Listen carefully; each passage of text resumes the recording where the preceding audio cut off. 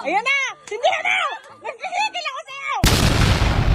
Hello mga Sizzy Bells! Heto nga't napagod na ang inyong mare, kaya ako na nga ang nautusan na magtimpla. What? Ay nasanay na nga kami na yung kumari nyo ang taga-timpla every time na magsiset kami. Dito nga masusubukan ng pagkakaibigan namin. Yung pagtitimpla ko. Sa mga kids nga dyan, please do not try this at home. Skip nyo muna ang video na to.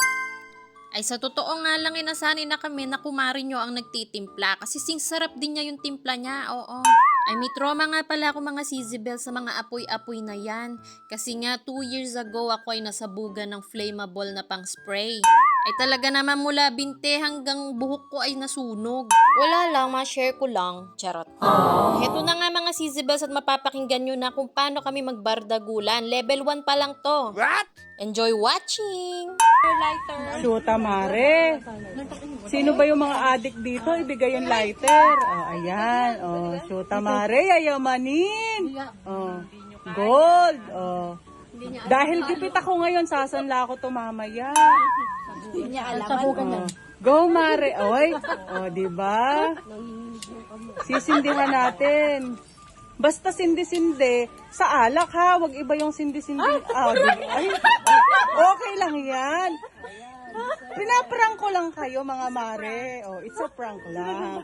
Kasi, more katangahan, more viewers. Wow! Viewers ko na mga mare. Oh, diba?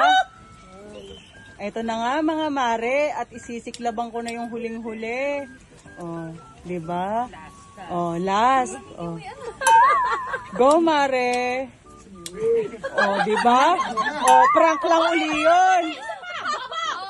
Ayan na! Sindihan na! Nagkikigil ako sa'yo!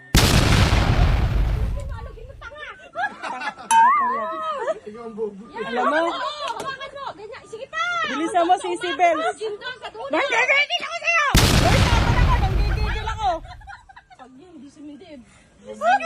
Bugbog, hawakan nyo nga to, bubugbugin ko lang to.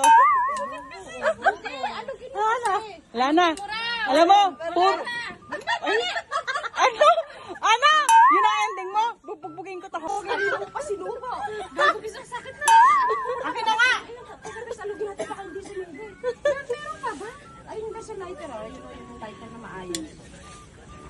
Naku, wala na. Masakit na sa pipa. Oh, di ba mga Sizzy Bells?